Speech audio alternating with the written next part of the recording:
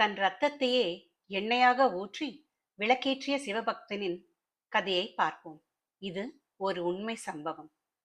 சென்னையில் உள்ள திருவெற்றியூரிலே செக்கார் எனும் குலத்திலே பிறந்தவர் கலிய நாயனார்.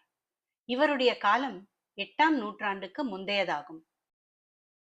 அப்போது செக்கு தொழிலே இவரது பிரதான தொழிலாக இருந்தது. நல்ல செல்வந்தராய் இருந்த இவர் சிவனின் மீது பக்தி கொண்டார்.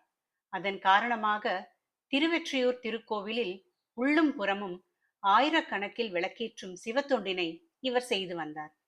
இவரின் பக்தியை சோதிக்க நினைத்த சிவபெருமான் இவரது செல்வத்தை கரைக்க தன்னுடைய திருவிளையாடலை அரங்கேற்றினார். ஒரு கட்டத்தில் இவரது செல்வங்கள் யாவும் கரைந்து போனது. ஆனாலும் சிவனுக்கு விளக்கேற்றும் தொண்டினை இவர் விடுவதாக இல்லை. தினமும் கூலிக்கு வேலை செய்து அதன் மூலம் வரும் வருவாய் கொண்டு திருவிளக்கு ஏற்றி ஆனந்தம் கொண்டார். இப்படியே நாட்கள் கடந்தன. அதன் பிறகு சில காலங்களில் கூலிக்கு வேலை செய்வோர் அதிகரித்ததால் இவரை யாரும் வேலைக்கு அமர்த்தவில்லை. அதனால் தன் வீட்டில் இருந்த பண்ட பாத்திரங்கள் ஒவ்வொன்றையும் விற்று அதன் மூலம் கிடைத்த வருவாய் கொண்டு விளக்கேற்றி வந்தார்.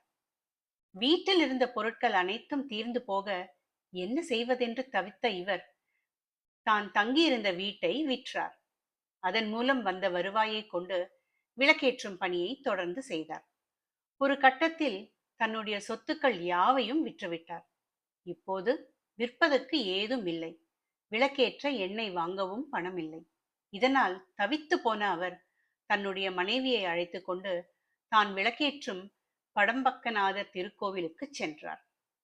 அங்கு இறைவனை மனதார வணங்கிவிட்டு, இறைவா, நான் உனக்காக செய்யும் இந்த விளக்கேற்றும் திருப்பணி நின்றுவிட்டால் நான் என் உயிரையே மாய்த்து கொள்ளவும் தயாராக இருக்கிறேன் என்று கூறினார். இவ்வடியேன் ஏற்றும் அகல் விளக்குகளில் எண்ணெய் குறைந்து விளக்குகள் நில்லுமாயின் நான் என் இரத்தத்தை கொண்டு விளக்கேற்றவும் தயங்க மாட்டேன் என்று மகிழ்ச்சியோடு சொன்னார். சொன்னதோடு நின்று விடாமல் அதை மெய்ப்பிக்கும் முயற்சியிலும் இறங்கினார். நீண்டதொரு அரிவாளை எடுத்து அதன் மூலம் தன் கழுத்தை அறுத்து உதிரத்தை விளக்கில் கொட்ட முயற்சித்தார். அப்போது அங்கு எழுந்தருளிய சிவபெருமான் அவரின் கரத்தை பிடித்து தடுத்து ஆட்கொண்டார். கோவிலில் இருந்த விளக்குகள் அனைத்திலும் எண்ணெய் நிரம்பி விளக்குகள் பிரகாசமாக எரிய துவங்கின. கோவில் முழுக்க சிவபெருமானின் பேரொளி படர்ந்தது. சிவனை கண்டதும் தன் மனைவியோடு சேர்ந்து இரு கரங்களையும் தன் தலையின் மேல் குவித்து சிவபெருமானை வணங்கினார் கலியநாயனார்.